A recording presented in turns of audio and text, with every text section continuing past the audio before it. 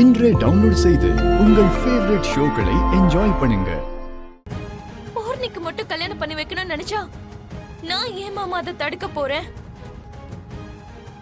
அவளுக்கு கல்யாணம் பண்ணி வைக்கிறதுக்கு ஏன் வாழ்க்கையை ஏன் கெடுக்கணும்னு நினைக்கிறீங்க? எஸ், ககன், நான் கல்யாணம் பண்ணிப்பேன்.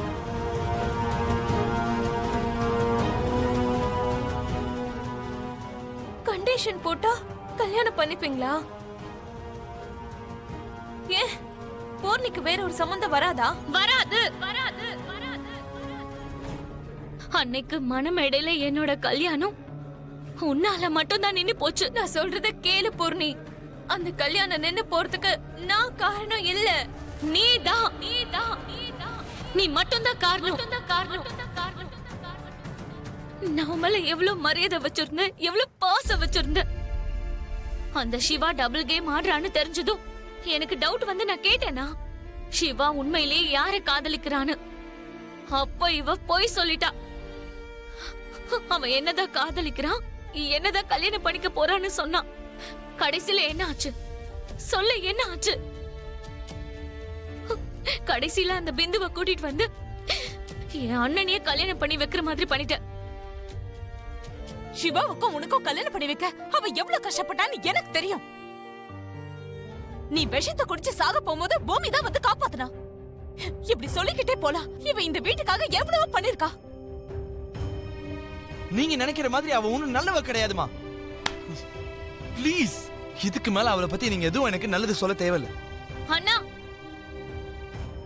நான் இப்ப சொல்றேன், நான் துருவாவை மட்டும்தான் கல்யாணம் பண்ணிப்பேன். அவன் தான் எனக்கு புருஷன். நான் துருவா இல்லாம உயிரோட இருக்க மாட்டேன். அவ்வளவுதான் அவ்வளவுதான் அவ்வளவுதான் அவ்வளவுதான். பூர்ணி பூர்ணி பூர்ணி பூர்ணி. ஏய்,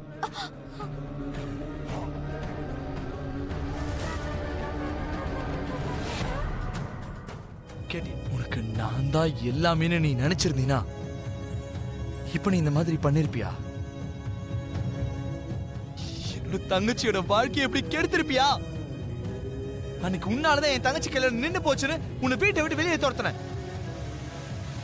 அதுக்கான அர்த்தம் என்ன? உன்னை முழுசா என் வாழ்க்கையில இருந்து வெட்டி விட்டுட்டேன்னு அர்த்தம். இப்ப நம்ம ரெண்டு பேருக்குள்ள எந்த உறவுமே கிடையாது.